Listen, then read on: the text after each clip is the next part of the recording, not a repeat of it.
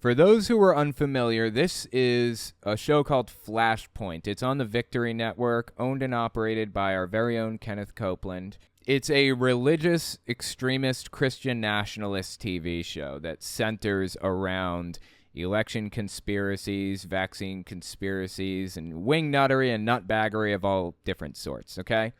From left to right, this is the host. This is Gene Bailey right here.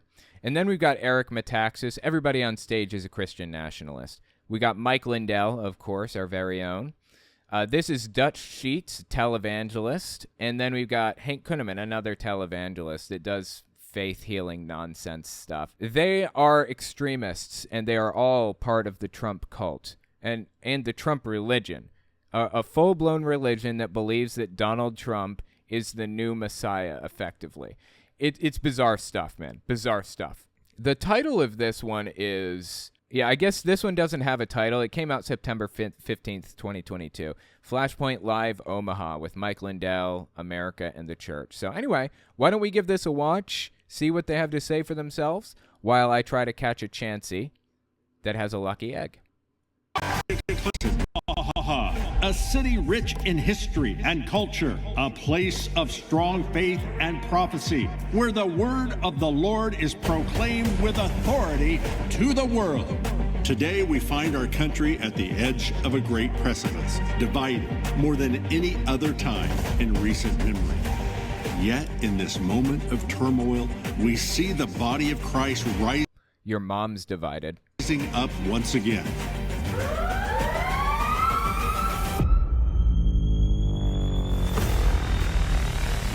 All right, I'm skipping forward. This is not useful to me. Come on, let's get to the point, Gene. So this episode is coming out on the heels of Joe Biden giving that speech that the MAGA movement is full of extremism and stuff like that. So I'd be willing to bet that they're going to ride high on that message. You know, oh, you're extremists. Oh, my God, everyone thinks you're extremists. How ridiculous. When in reality, they really are full-blown extremists. The types of people that go to these events, these Flashpoint events, they're extremists. There's no mincing words here. They are extremist nutcases who have a vested interest in ending democracy and installing a dictator. No joke. All right. I got one question. I'm here to tell you some big news. Oh, here we go. I want you to know it's personal, but I identify as ultra MAGA conservative, Bible-believing Christian.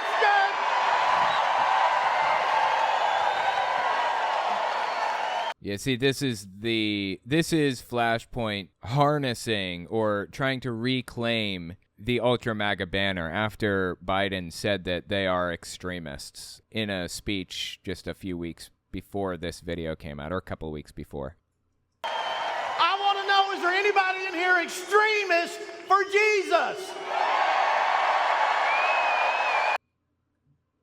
I don't think Jesus would want anybody to be an extremist. You don't have to be an extremist to be very devout. You can believe it with every fiber of your being and not be an extremist. You know, my grandmother, Sue, she believed it with every fiber of her being, everything in her. She believed that Jesus was coming back. And you know what she used to say?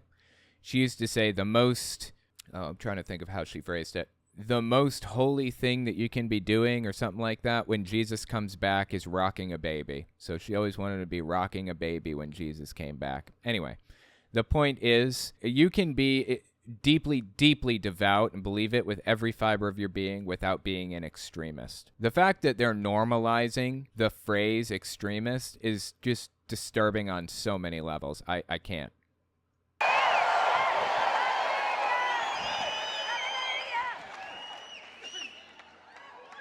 I love you too. All right, you may be seated. Sit down. I'm sorry, that wasn't nice. You may be seated. All right. I am so glad to be here. I'm so glad. All right, get to it. Come on. I don't care how glad you are to be here. We have got such an evening lined up for you. If you leave here discouraged, disappointed, unsure of who you are in Christ, unsure if you're saved, unsure of what God's going to do in your life, it's your own fault. Because we've got some great guests tonight. They're all charged up. And listen, we got some fun things that even some of my people up here don't know about yet. So it should be a fun time, okay? I want to say this. First of all, we like to open up every Flashpoint Live, especially with recognizing our veterans. If you're a veteran, would you please stand up?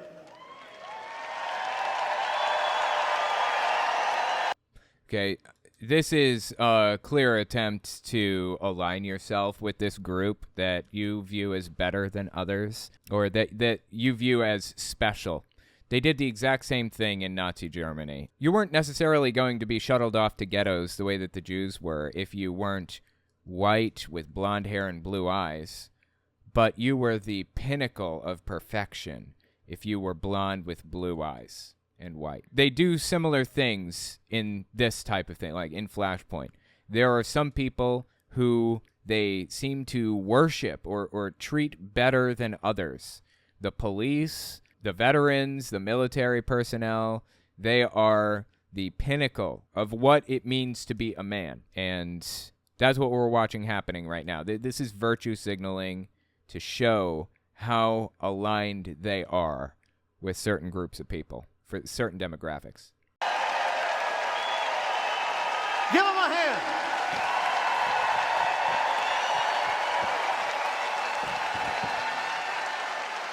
Thank you. They're making them feel special. They're making them feel like they deserve this thing or that thing. They deserve what the blacks or the immigrants or the gays or the whoever else are taking from them. If only we can deal with that problem, then they will have what they deserve. That's how it's being framed. That's how it was framed in the 1930s in Germany. And that's currently how Flashpoint frames things. I thank you, Flashpoint thanks you, and everybody in this room, and a few million people thank you watching on television. Listen, we could not do it. We would not be here without men and women willing to give their lives to stand up for the red, the white, and the blue.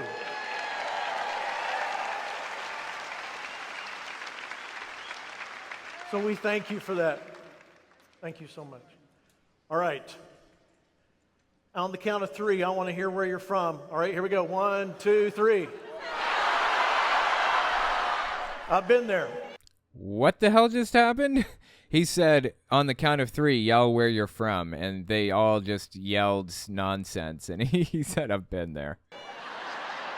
It's so good. Listen, before we get any further, I just want to give a special shout out to Pastor Hank and Brenda Kuhneman, One Voice Ministries. Yeah, give them a hand.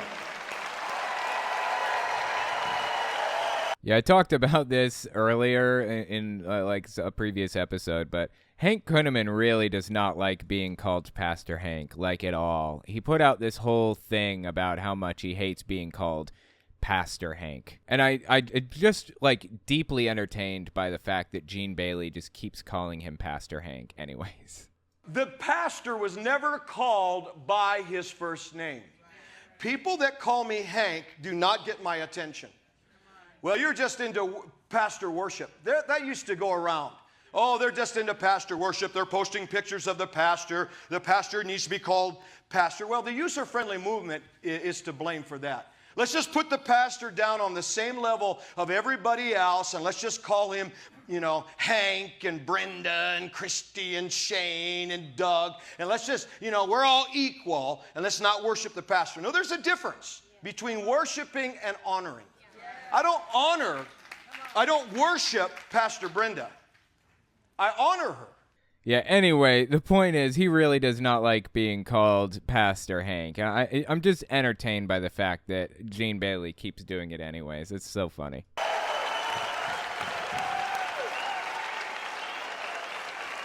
Is there anybody from Lord of Hosts Church here?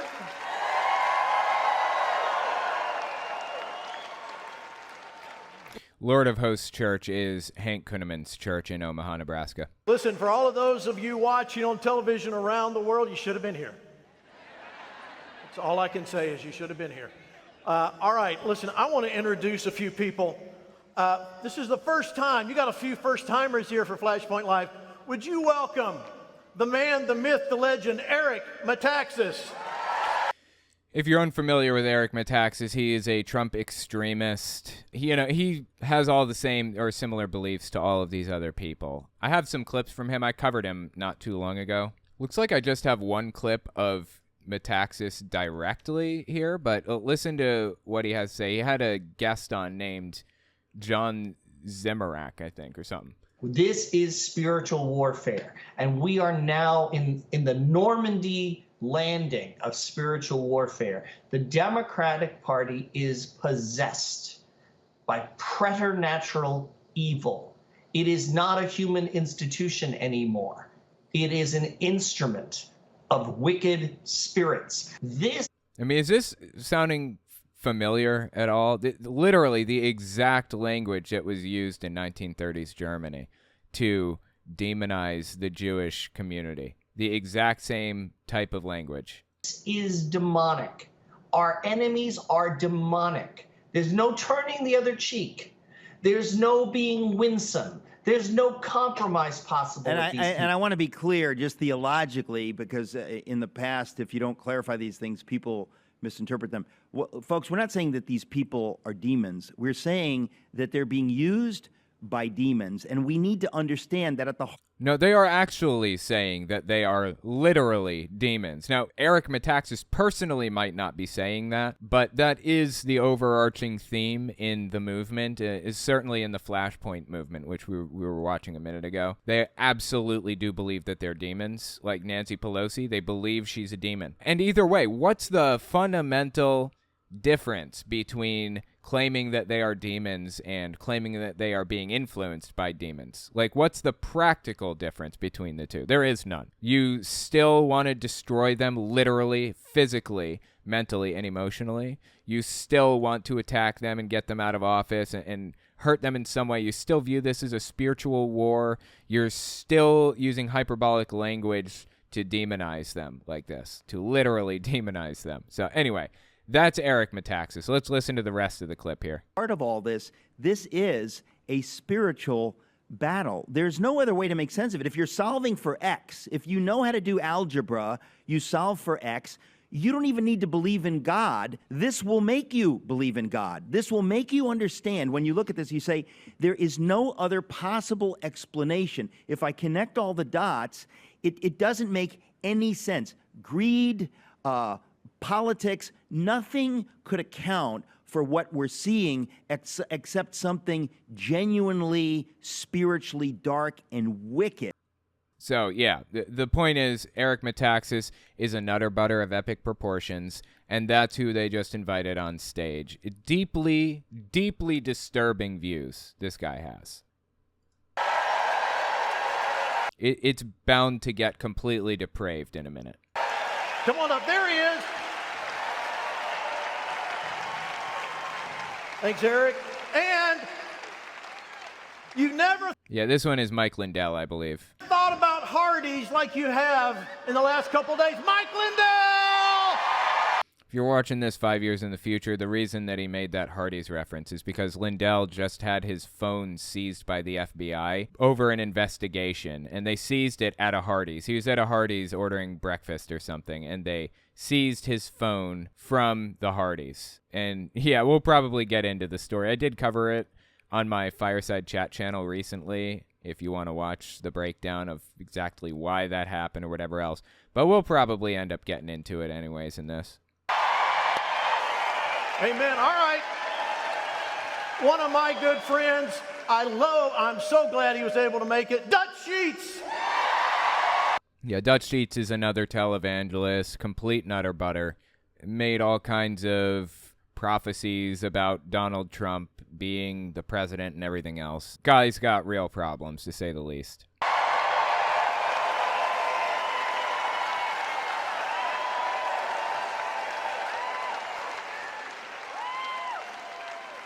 And the man, the pastor, the legend, Pastor. He already used that reference. He said the man, the myth, the legend before Metaxas came out. Hank Kuhneman.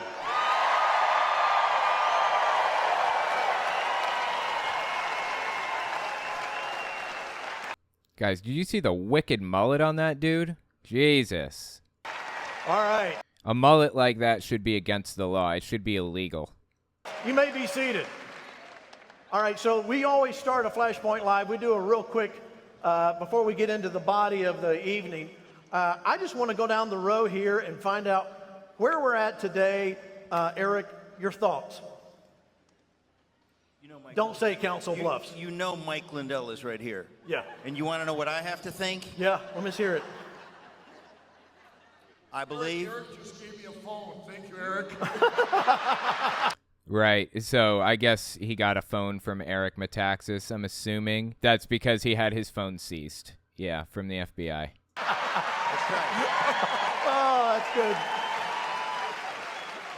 good. You know, if you don't want your phone seized, don't break the law. And don't break the law to the extent that the FBI is even capable of going to a judge and getting a search warrant to retrieve your phone. You don't want that to happen. Don't break the law. Seriously, I'm sorry. This isn't like police abuse that I'm describing. If it was like abuse on the part of the cops or something, I wouldn't say something like don't break the law. I mean, there's no excuse. Nobody ever deserves to be mistreated by the cops. This isn't mistreatment. This is a direct consequence of Mike Lindell's actions. You don't want to have your phone seized in a criminal investigation. Don't get yourself wrapped up in said criminal activity. You know, in person, he's not that funny. Because I know him, he's not that funny. By the way, the FBI gave that to me to give to you. I want you to know. Okay, that's a funny joke. I like that one. I don't know. Frankly, I wouldn't use it. Throw it in a pond and move on with your life. Where we are, the fact that we're joking about the FBI bullying people who are patriots like Mike Lindell, we all know that's bad, okay? Wow, I've never seen the far right turn on law enforcement so quickly. All right, look, I'll just tell you the story of why Lindell had his phone seized by the FBI. We're going to have to get there anyways. There's a woman named Tina Peters, okay? Now, Tina Peters got herself wrapped up in a big criminal investigation from the FBI and others because she passed secret private voter data to Mike Lindell. So she's a county clerk in Mesa County, Colorado, and she had access to like these voting machines and stuff, right?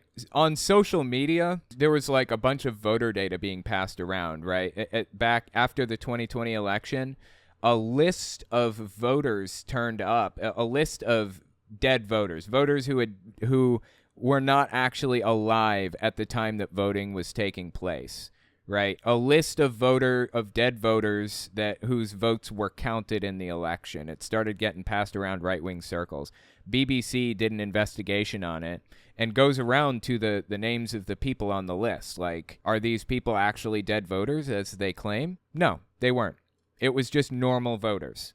It was a list of normal voters who cast their votes in the election, plain and simple. But the real question is, how did this list even appear?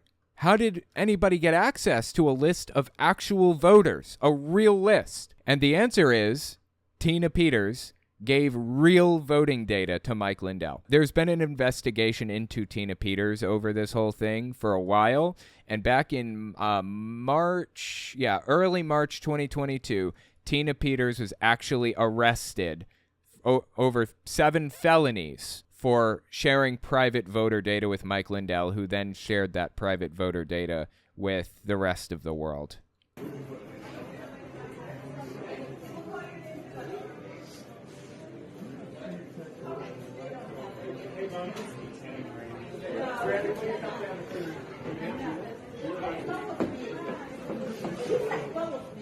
Let go of me! Let go of me! Let go of me! Oh no!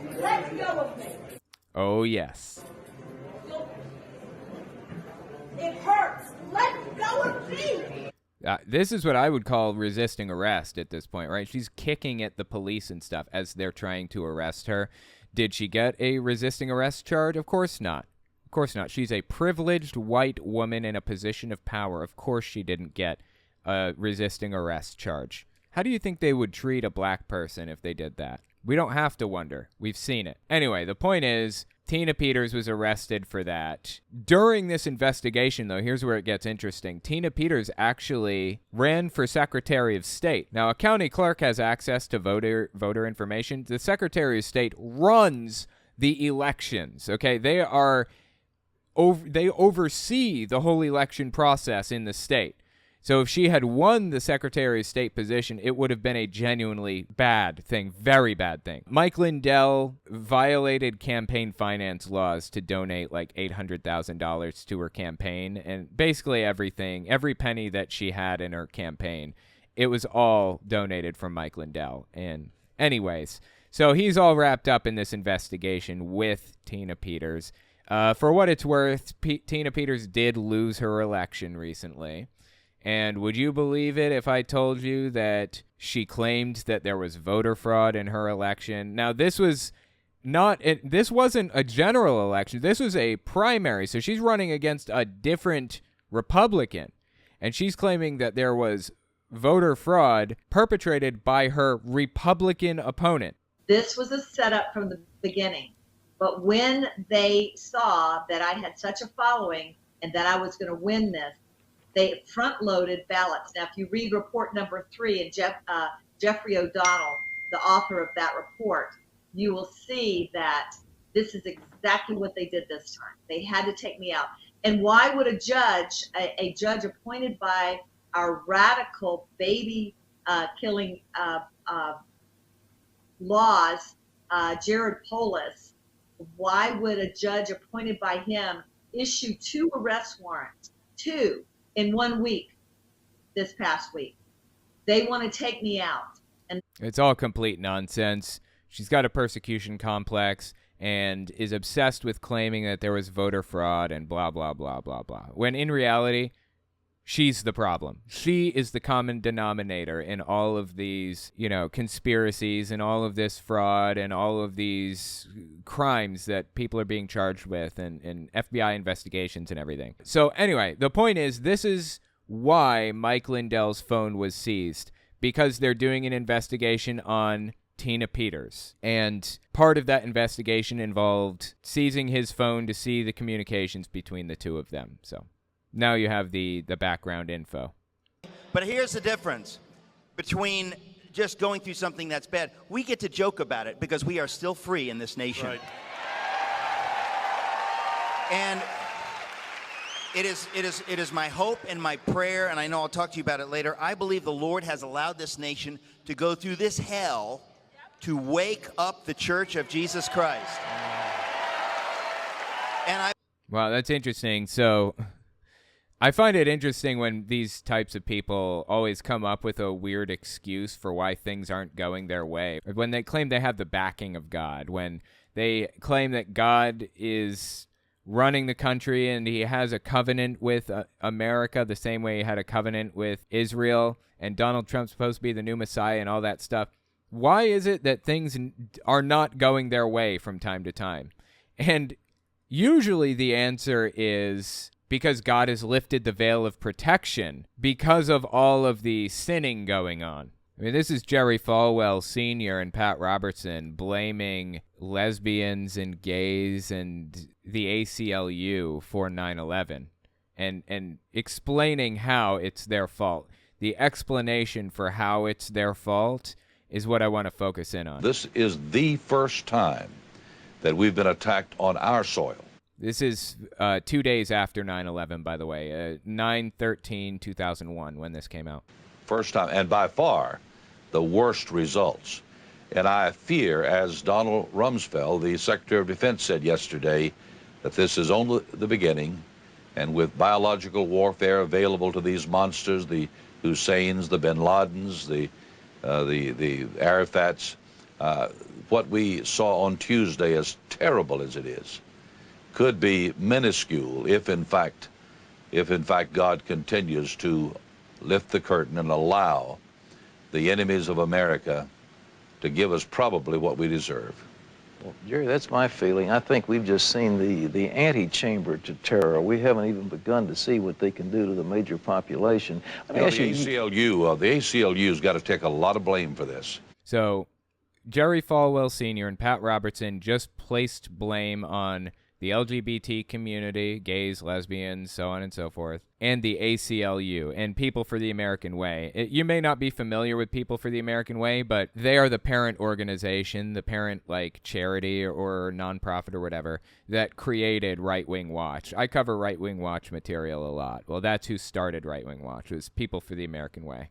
Oh, yeah. And I know I'll hear from them for this, but throwing God, or successfully with the help of the federal court system, throwing God out of the public square, out of the schools. The abortionists have got to bear some burden for this, because God will not be mocked, and when we destroy 40 million little innocent babies, we make God mad. I really believe that the pagans and the abortionists and the feminists and the gays and the lesbians, Oh, I forgot the abortionists and the feminists in my list of people that he blames. who are actively trying to make that an alternative lifestyle, the ACLU, People for the American Way, all of them who tried to secularize America, I point the finger in their face and say, you helped this happen.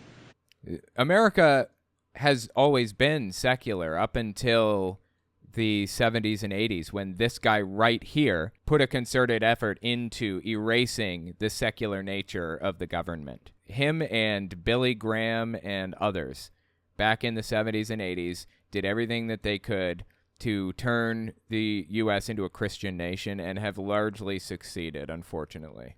Well, I totally concur. So anyway, the point is, that's the idea. That's the idea behind the whole thing.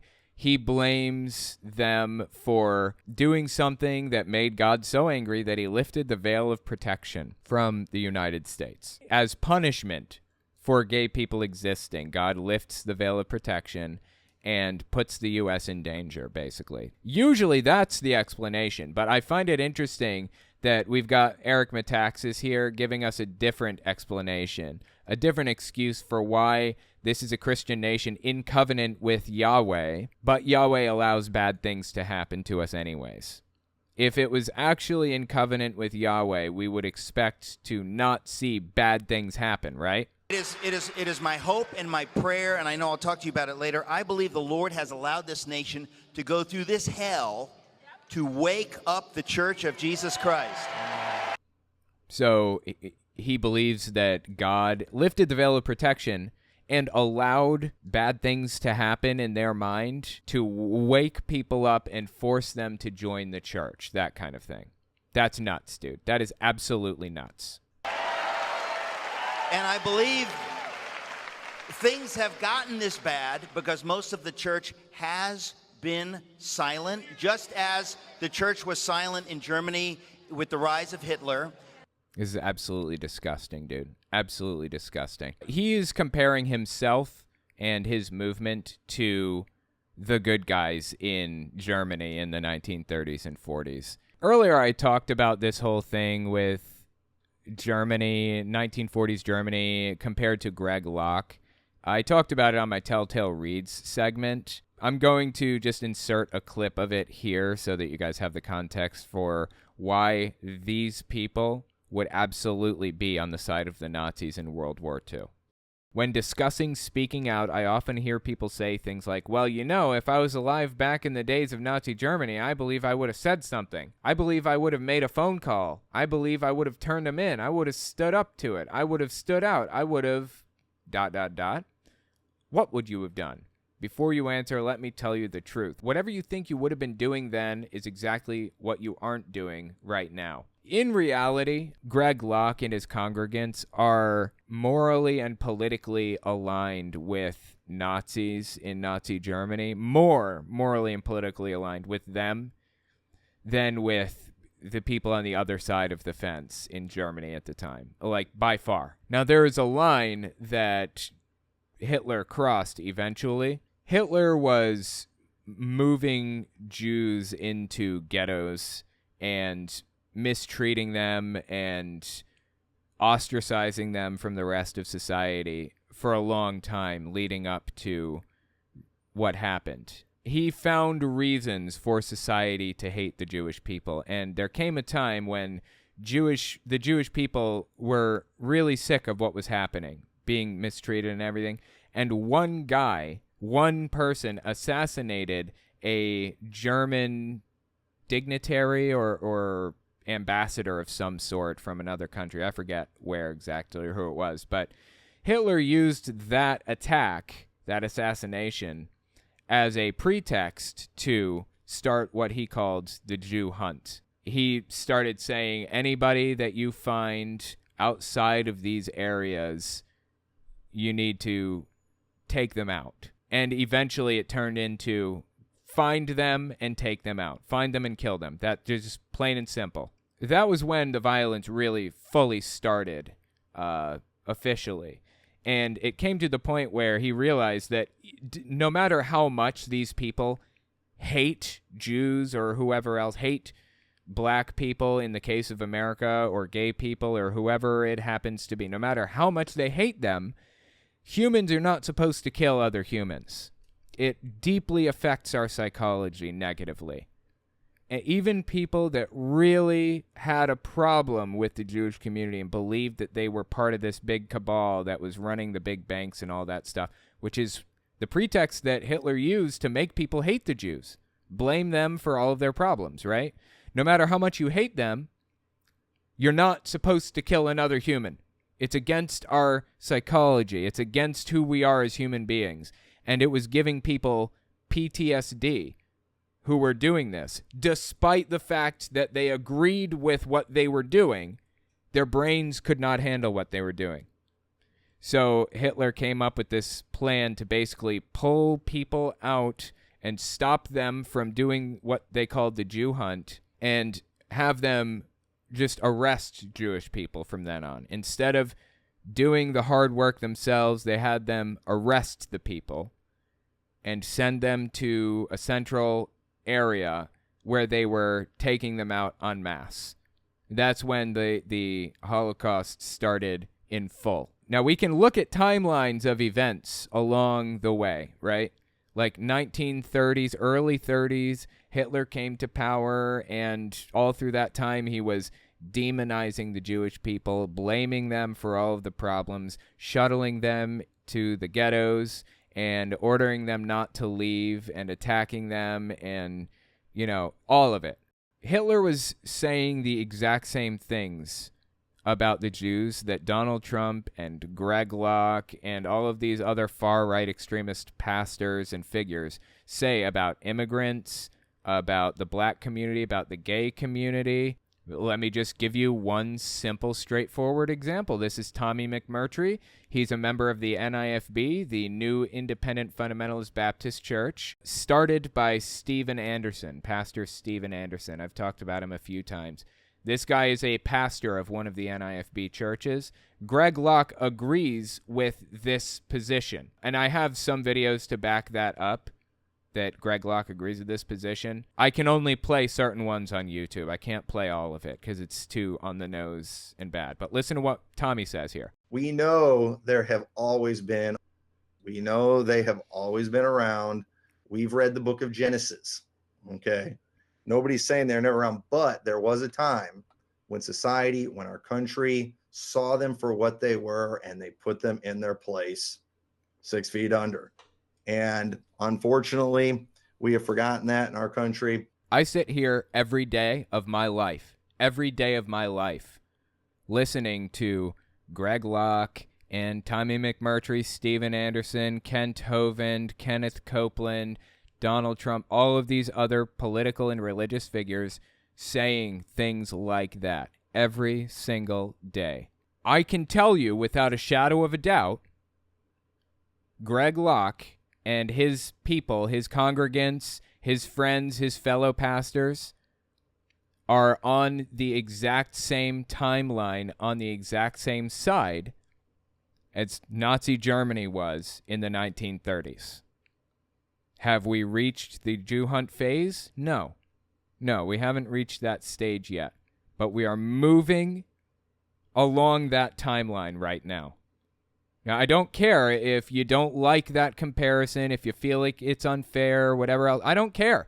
That's what it is.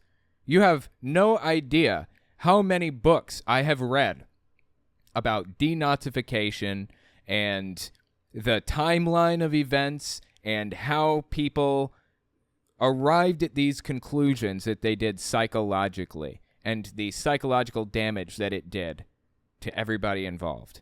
You have no idea how many books I've read about this.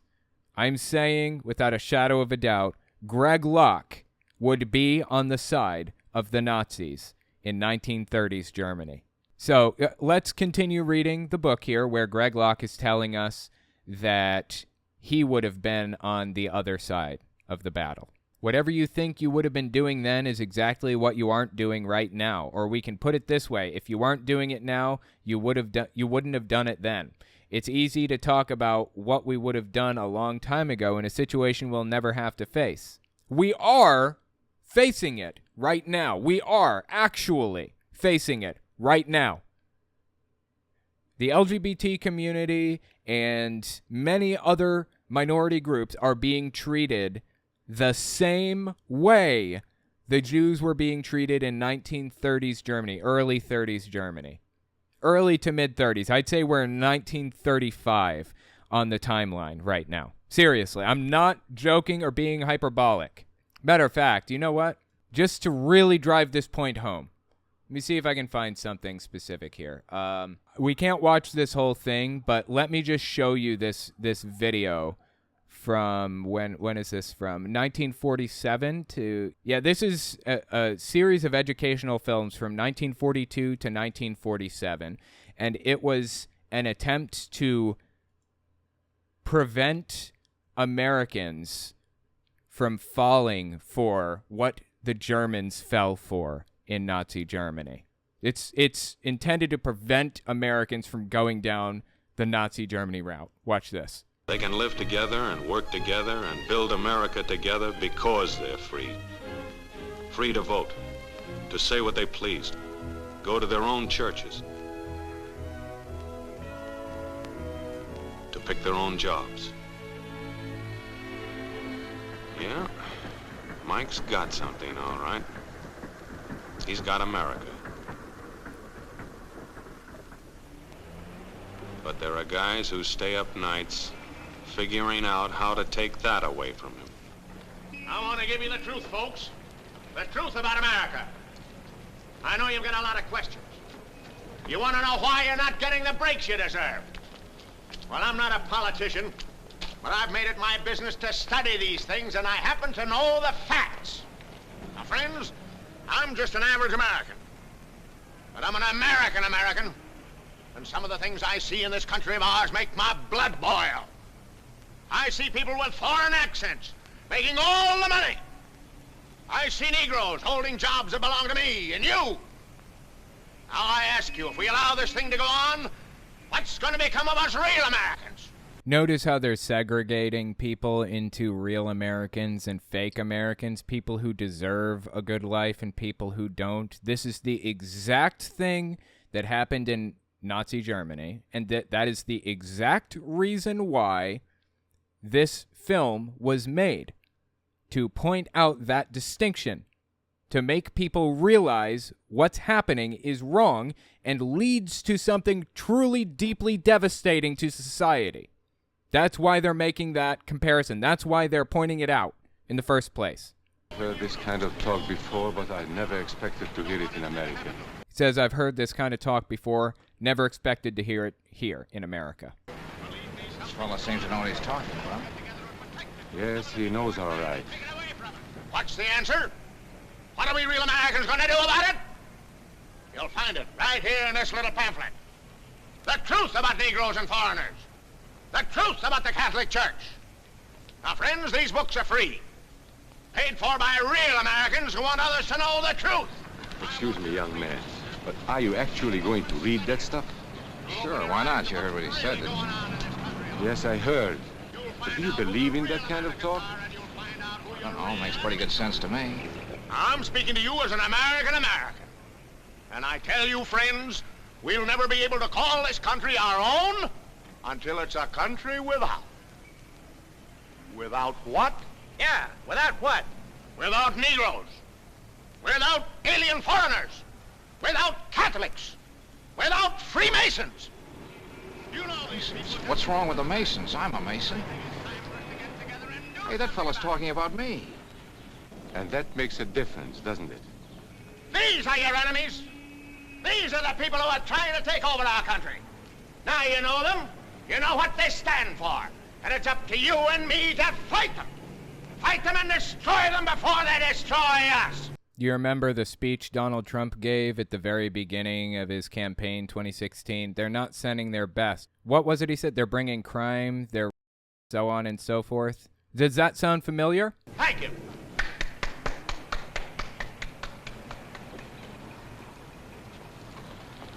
Before he said Masons, you were ready to agree with him. Well, yes, but he was talking about, well, about those other people. But in this country, we have no other people. We are American people, all of us. What about you? You aren't American, are you? I was born in Hungary, but now I am an American citizen. And I have seen what this kind of talk can do. I saw it in Berlin. What were you doing there? I was a professor at the university. I heard the same words we have heard today. But I was a fool then. I thought Nazis were crazy people, stupid fanatics. But unfortunately, it was not so. Well, they were crazy people. They were stupid fanatics. That is so. It's just they captured the psyche of everybody around them. They sucked them into an ideology and made that ideology appealing to others by demonizing their enemies, by demonizing the people that they hate. Is this sounding familiar? They knew that they were not strong enough to conquer a unified country. So they split Germany into small groups. They used prejudice as a practical weapon to cripple the nation. Of course, that was not easy to do. They had to work hard to do it. You see, we human beings are not born with prejudices. Always they are made for us. Made by someone who wants something. Remember that when you hear this kind of talk. We aren't born with prejudices. They're made by somebody who wants something. That's interesting, right? We're born with a tendency to favor the tribe that we're from, but bigotry and hatred and prejudice comes from people who want to teach it. Somebody is going to get something out of it, and it isn't going to be you. This is not classroom theory. I saw it happen. I saw it first in Berlin in 1932. 1932 was the start of the whole ugly mess. By 1935, I believe they'd already shuttled Jews into ghettos and demonized them terribly. And there was a plague, typhoid? Maybe it was typhoid that was being passed around the ghettos in Germany at the time, and they used that as a pretext to basically ban Jews from exiting the ghettos at all. And if they did exit the ghettos, the areas that they had cordoned off, then they would be killed. 5 young men that I knew were standing in the crowd listening to the Nazi speaker. Eric was a Catholic. Anton, a student of mine, was a Jew. Heinrich owned a small hardware store. Karl was a farmer. And Hans was an unemployed metal worker. To all true Aryan Germans, I say it is time you inherited the nation which rightfully belongs to you. To you alone belongs the glorious destiny of the greater Germany. The Nazi Party will provide land for the farmer, work for the worker, and profits for the small businessman. The Nazi Party was tiny. It was a tiny little itty-bitty party that nobody paid attention to, like the America First Party or whatever. It was just a little thing that nobody listened to, and they thought they were nutbags. And they were nutbags. But they won political power, one victory after another, until they got to a point where they had a platform big enough that they could broadcast their message far and wide to a disproportionate number of people. And suddenly everybody is listening. Everybody knows about the message. And the message is, these people are your enemies. These people are the reason why you're suffering. These people are the reason why you don't have everything that you ever wanted, a mansion and a nice car and all that other stuff. That was their message. Divide and conquer. And it worked in Nazi Germany. It worked. They succeeded. Who is getting these things now? The Jew. The Jew who has stolen our nation and our birthright. Who makes all the money and takes all our jobs? The Jew! He must be shunned. He must be ostracized. He must be eliminated. And the Catholics. We don't want our great nation run by a foreign church. We Germans will know what to do with these people when the time comes. They and their faith must be destroyed. Then there are the Freemasons. In Germany, we have no place for secret societies. There will be only one society, and that is the Nazi Party. There will be no secrecy about that in the new Greater Germany. One by one, he attacked each minority and he split them off one from the other. These men were all fellow Germans when they came here today. Now they were split into rival groups, suspicious of each other, hating each other. They were being swindled, all of them. But the man who was really being fooled was Hans. He was pure German, according to Nazi standards. To him they promised everything, and he fell for it. You who are true Aryan Germans will share the glorious destiny of our fatherland. You are the pure-blooded, the master race. It is your divine right to rule, and the Nazi Party stands ready to put you into power. It is for you to command all Germany, and someday the entire world. You see how it can be appealing to be told that you are the best of the best, and you deserve this thing or that. You deserve to be rich. And the fact that you're not is the fault of this group over here. And if we just deal with this group, if we just stop this from happening, you will be rich. We will make sure of it. You see how that can be appealing?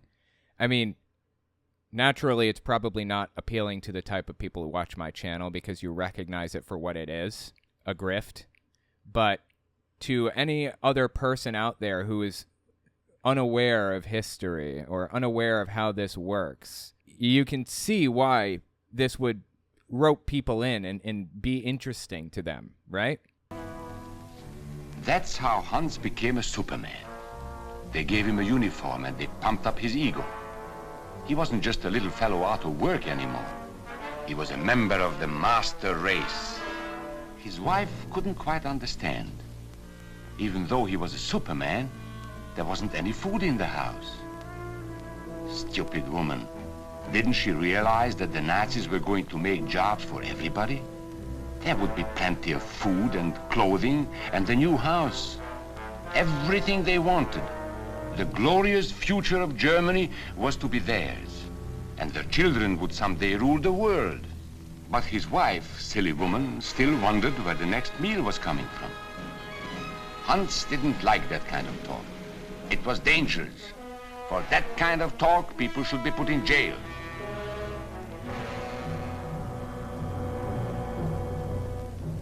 Hans had swallowed the bait all right. And these were the men who baited the hook. Why? Is Joseph Goebbels in the background, I believe. That was Hitler's propaganda minister, and he came up with a bunch of propaganda techniques, like the big lie, for example, stuff like that. So that Hans could come to power? Of course not. So they could come to power. They would merely use Hans to help them get there. He would do the dirty work for them.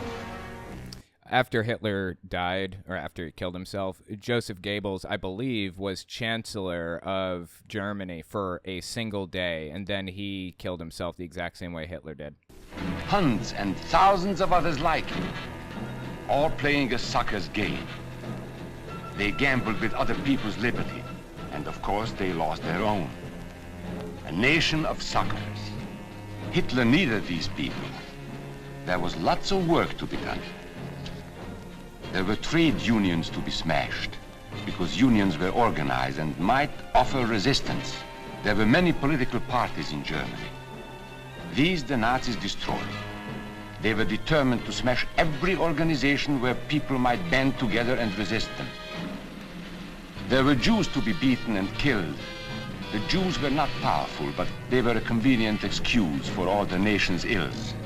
And besides, a Nazi party member could not take over this man's stall. And how did they manage to blame Jews when the Jews were obviously not in any sort of political power position in the country? They claimed that international Jews ran international banks and stuff like that. They owned a whole bunch of stuff. Yeah, these Jews are lowly and live in the ghettos and have no political power, but their cousins and their uncles and their aunts and stuff who they listen to, they control all the big banks, and they are the heart of all of the problems of the country. That's how they framed it, and that's how they managed to blame this one minority group, despite the fact that they had absolutely no political power of any sort, and were very obviously being persecuted terribly. They were the cabal from that time. Yeah, they were. They were absolutely the cabal, the deep state. They were the Illuminati at the time, the Jews were. And honestly still are, but I think the Illuminati, the cabal, or the deep state has focused less on Jewish ancestry and more on, I mean, in America at least, and more on like Democrats and the LGBT community and stuff. Now it's focused more on the political entities that the modern day Republican Party hates, which does include Jews. It's just they focus on Jews less now than they did back then, obviously. People have been doing this for a long time. This is a method that's existed since the dawn of time. Not only has this method existed since the dawn of time, but we can watch it play out in real time today, right now, among Greg Locke and his fans, his congregants, his friends, his fellow pastors. He uses this exact strategy that we just watched on this 1942 video. I'm to the place right now, if you vote Democrat, I don't even want you around this church. You can get out. You can get out, you demon. You can get out, you baby butchering election thief. Notice he's accusing the Democrats of various different things, being demons, being election thieves.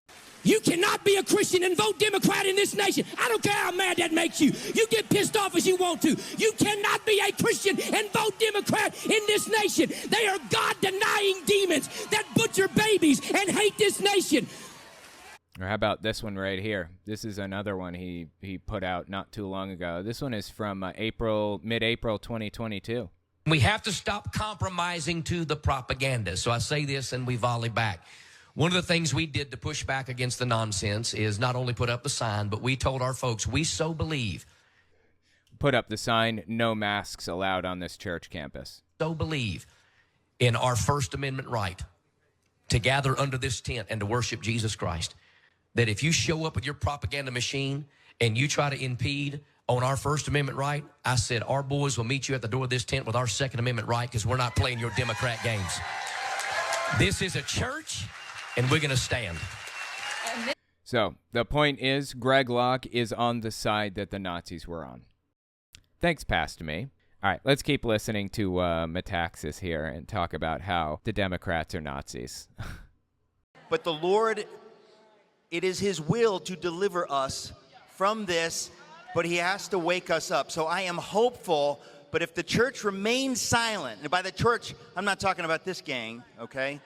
But if the church remains silent, we will inevitably go down the same path Germany did. So the Lord has Yeah, it's clear to me that we're going to have to talk about this in more detail than we already have. The whole strategy behind the Nazi movement was to demonize people that you hate, divide the country into people who are better than others or worse than others, and point fingers at people you don't like and place the blame. And that is exactly the exact strategy that Eric Metaxas and everybody up here on stage use. It's completely nonsensical to me.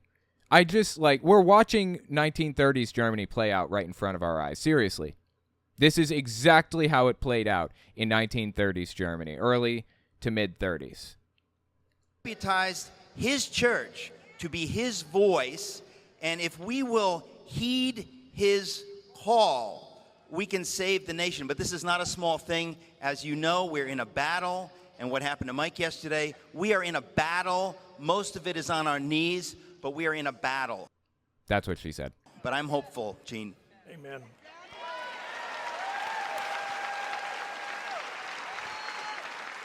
Mike Lindell, go ahead, Mike. Well, I want to thank Pastor Hank. He said I could give out a promo code tonight, and I'm going to give out FBI. Yeah. And I want to thank all of you. That promo code does work, by the way. You can save on my store and on my pillow. How much can I save with FBI? You can save up to 66% of anything on my pillow. And you can... And don't forget mystore.com, because it's very important. That's where I was heading to do commercials with entrepreneurs so they would have a safe platform. And then I get this happens with the FBI that the whole day I had to change it to next week for these entrepreneurs. So they hurt us pretty bad, but I will... Hey, you know what? If you didn't want to be quote-unquote hurt pretty bad by losing your phone, there are a couple of things that you could have done to avoid this. One, you could have... not broken the law if you didn't want to have your phone seized in a search, in an FBI search. Or two, uploaded things to the cloud and used other devices other than just your phone. Make sure you can connect to all of this stuff in other ways. That's on you, bud. I'm sorry, that's on you. Tell you this, as we get to this place way out here and we get there, I'm telling you, God's got his hand in all this, and you're going to look back and say everything had to happen just the way it did to get to where we're going. We're in the greatest revival in history for Jesus Christ. And I want to say that, you know, to keep the courage, you guys, what they're doing and what they're doing out there is opening people's eyes. I got back to my company yesterday, or 2 days ago when this happened, and we were talking there, and I have a couple liberal family members, and one of them came in. Oh, can you imagine having a couple liberal family members? Can you imagine being the liberal family member of Mike Lindell? Oh, my God. What a nightmare that would be. And said her sister is very far left, and she said, you know, enough is enough. This is bizarre, you know. Oh, I bet. Yeah, absolutely. I'm sure. I would be willing to bet that Mike Lindell is totally 100% telling the truth about this, that his liberal family members, I mean really far left, came out and said Mike Lindell having his phone seized by the FBI, this is too far. 100%. I don't even know what to say to this. This is ridiculous, man. And totally believable. Totally believable. So it's opening people's eyes what's going on right now. And I tell everyone, courage is contagious, and we have to keep the courage up, because you know what? If you're saving your courage for a rainy day, it's pouring outside. Amen. And Eric took the rest of my speech about the churches stepping up, so Dutch Sheets. Dutch. Thank you.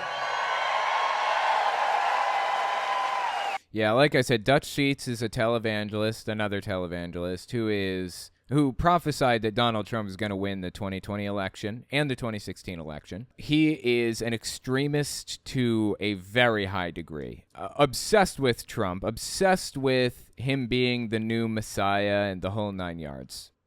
I was asking the Lord on the plane today, Gene, what... Check that out. See the Chansey I just caught? Lucky egg.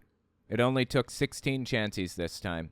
Like I said, I've done this until I caught 47 chances before. I think it was 47 or maybe 49 or something like that. It's taken me a whole hell of a lot longer than it took me just now to catch a chansey. Or to catch a chansey with a lucky egg. So, glad I finally got that puppy.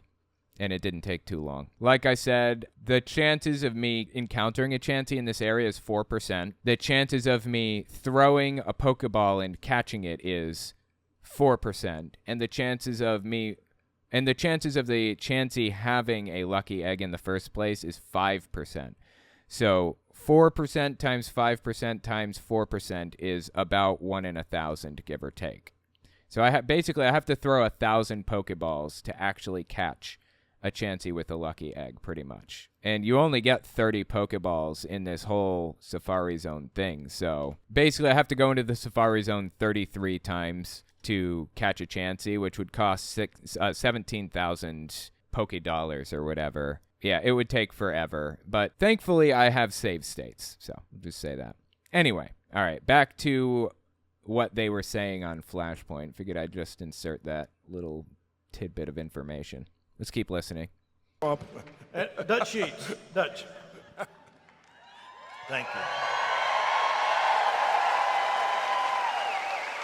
I was asking the Lord on the plane today, Gene, what he wanted me to share. And I kept hearing, rather than a word of instruction, I kept hearing a sound. And I felt like the Lord wanted us to sort of open this gathering with a sound.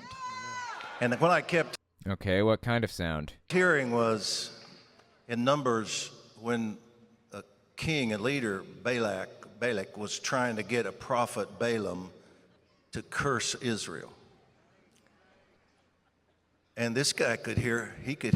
He was a prophet. And he kept listening and listening. And finally he had to go to the king and say, well, you want a curse, but I'm only hearing blessing. And so what I believe God is saying is, don't buy into the curse that America is cursed, that we're under curse, that we're not going to survive. You know what I believe? America shall be saved. And I think we just need to start this gathering with what Balaam said he heard. He said, you know, I don't hear a curse. I hear the shout of a king among them. And that's what I hear over this nation right now, the shout of our king saying, you will be saved. I'm going to do this. The enemy will not win. Come on, give him a shout. Okay, I get he's just trying to get the crowd whipped up into a blood frenzy here. I mean, he seems to be pretty good at that. If he wasn't, then he wouldn't be a televangelist, right? I mean, this guy is part of the Trump cult, full-blown Trump cult member. Now, it's not just the Trump cult that he's a member of, though. He's a member of the Trump religion as well. He believes that Donald Trump is like the new Messiah, basically. The Son of Man. He's a substitute for Jesus. He follows this book right here, President Donald J. Trump, the Son of Man, the Christ, by Helgard Muller. That is the kind of theology, the kind of belief that Dutch Sheets has. So it's beyond just Christian nationalist nutcase. It's an entirely new religion that we're dealing with now. Amen. Woo. Pastor Hank. Actually, Dutch, you said everything I was going to say, but anyway. America shall be saved! Yeah! And every time we say that, it is like an arrow that goes out into the spirit realm and penetrates darkness and absolutely causes those who think they can take our country from us to begin to shake, because there is something greater. It is the Spirit of truth that is resting upon America. And where the Spirit of the Lord is, there is liberty. Dude, what did their shirts say? She is fearless? Again, he's just trying to get the crowd whipped into a blood frenzy. This is standard televangelist strategy. But what did those shirts say? To shake, because there is something greater. It is the Spirit of truth that is resting upon America. And where the Spirit of the Lord is. There, she is fearless. I'm trying to figure out what it says at the bottom. The people in this conference or whatever are, generally speaking, full-blown QAnon nutcases. So they're the type of people who are prone to believe that Princess Diana is still alive secretly and stuff like that. So I can't really tell what it is that those shirts say, but I'd be willing to bet they say something absolutely unhinged. There is liberty. We shall see that liberty again. So I want to encourage you. I want to thank you also for coming. Thank you for giving your time. Thank you for really spending your resources to be here and not believing the lie that this country is going to hell so bad that everything's just going to fall apart. Wow, fascinating. That's exactly what Donald Trump says. That's really interesting. Of course, he's a member of the Trump religion, so this isn't like a slight against Donald Trump. This is something that he thinks the Democrats are spreading. But I find it so interesting that he's decrying this, that he's complaining that anybody would say this when it's actually his God Emperor that says this exact type of thing. And I said it on Flashpoint, and I want you to remember this, and those of you that are watching, that every time I read the scripture, there's always moments in scripture where there were harsh times. But 2 Kings chapter 7, this is why we need the prophets. God will raise up prophetic voices in times of harshness to say, don't be afraid, because this time tomorrow, yes, things are going to begin to change. I'm telling you, there is great change in the air. I can feel it. So this is supposed to be a prophetic word from God. God imparted this information, this knowledge onto Hank Kunneman to hand down to the people of the church or the congregation or the politicians or whoever else, right? How can this be falsified? How could this be proven wrong? Change is coming. Change is going to happen. He could mean literally anything by that. This is an unfalsifiable claim, an unfalsifiable prophecy that he's laying on us. People are believing it. He says it, and people believe it by default. It's sad. I've been with God, and God does not agree with the darkness. He does not agree with the agenda. I've been with God, and God told me he doesn't like Democrats. So you have to trust me when I say that, because God told it to me. Do I have any proof of that? No. You just have to believe me. He does not agree with taking his church out of here in escape mentality or a rescue mission. Amen. I want to say this last thing. I'm so honored. My wife is here. I love her. Brenda Kunneman is also a televangelist, and she has her own. She claims to be a prophet of God and everything else. She says some absolutely unhinged stuff. Matter of fact, why don't I just play one or two things from Brenda? This is one of her most famous, in my eyes anyways. One of my favorite things that she said, at least. I came home from the office one day, and I remember we walked into the house from the garage. I mean, we were just exhausted. We'd had it. We said, God, you know we're not a cult. We preach the Bible. We pray in tongues. Yeah, because that's definitely the thing that determines whether or not you're a cult. If you preach the Bible, you can't be a cult. Here's another one. Just makes things up whole cloth. Again, this is Brenda Kunneman, Hank Kunneman's wife, that he was just calling out to. I can't find anything, and believe me, I've looked, anything on the left that is good to support. Okay, it's filled with lies and homosexuality and abominations. And, you know, in fact, the party, I'll just say it, the Democrat Party put straight up on their platform, that we are the party of the non-religious. We don't want God. We're atheists. That's what they've said. You can go read it yourself. I have read it, and it doesn't say that, matter of fact. She's just making this up completely. Just making it up. You can go read it yourself. It says... the Democratic Party platform says we're the party of the godless. We're atheists. You gotta be kidding me. People believe this. They buy it. They think she's telling the truth, despite the fact that she's completely and totally full of it. So anyway, that's Brenda Kunneman, Hank Kunneman's wife. Let's keep listening to him call her out. 33 years of marriage. Also want to give a big shout out. It's the right thing to do. Mom, I love you. Amen. Lastly, I have something for Mike. I want to do this, you know, and this is FBI protected. How many know what the FBI stands for? Federal Biden Investigators. So. But the director of the FBI was chosen by Donald Trump. Christopher Wray was chosen by Trump. What could possibly bring him to the conclusion that Christopher Wray, of all people, chosen by Donald Trump, works for Biden? Or is on Biden's side, or carries water for him, or does what he wants, or whatever else. How did he come to this conclusion? He lives in a delusional fantasy land. Seriously. Where's this dude's head? I felt bad. I broke open my piggy bank, and I got you a new phone. I don't know. See, it lights up at night. When you're with your My Pillow, you got my phone. I just want to bless you. You might want to turn it off. They could be hacking it. There you go. Hold it. Tim Cook, can you hear me, Tim? Yep. It's the CEO of Apple. And don't forget the promo code. What's the promo code? Promo code FBI. Did you see that? Mike Lindell, he kept holding the fake phone up to his mouth and speaking into it instead of the microphone. That's funny. That's just a little slip. That's something that happens in human brains. You confuse things sometimes. Pretty common, but that's really funny. I like that. He was confusing the phone with the with the microphone. That's good. FBI.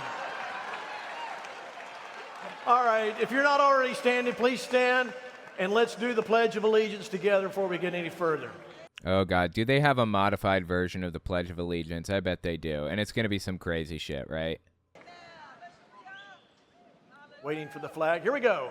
I pledge allegiance to the flag of the United States of America and to the republic for which it stands, one nation, under God, indivisible, with liberty and justice for all. Amen. Remain Okay, it was just a normal pledge. standing for the national anthem. All right, you got to be kidding. I'm not going to listen to the national anthem. Come on, move on, people.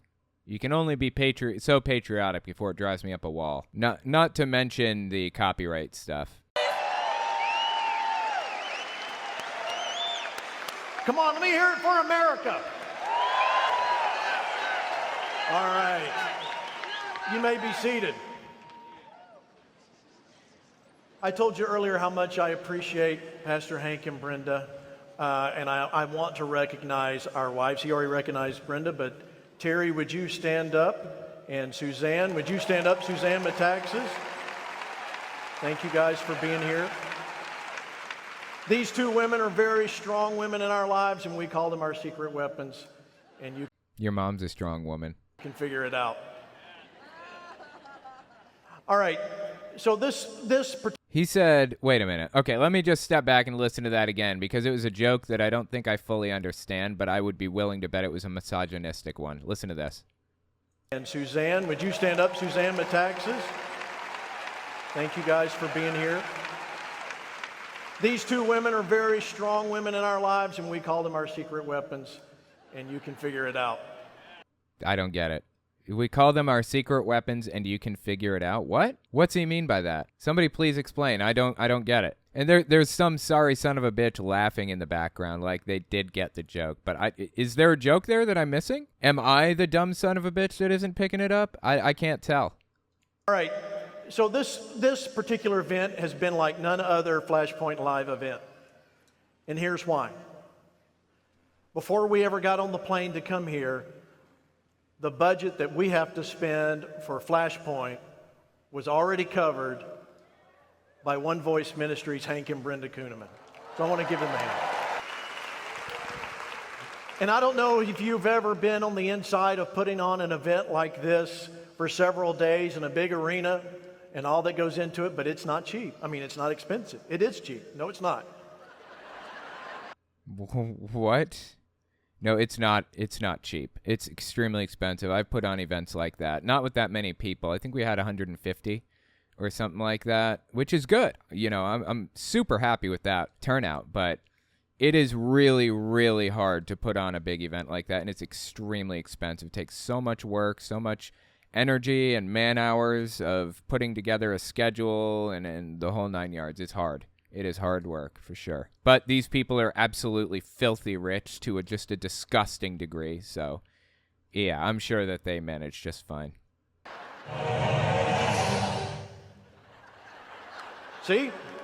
It's not cheap. So listen, I have the pleasure tonight, I want to take up the offering for One Voice Ministries. And so, listen, there's a... So they did not charge a fee to get in. There's no ticket cost, but they are taking up donations. That's fair enough. I'm okay with that. You know, you hold an event and you don't want to charge ticket fees, taking up donations if people want to. That's acceptable to me. I have no problem with that. Put the information on the screen. This will help cover all their costs and what they spent to make this happen. So if you'd like to text to give, you can text One Voice Ministries to 833-313-2367. There's the picture right there. If you'd like give on the web, those of you watching on television, hankandbrenda.netviewshop.com/donate. If you have the mobile app, One Voice Ministries mobile app, you can give there.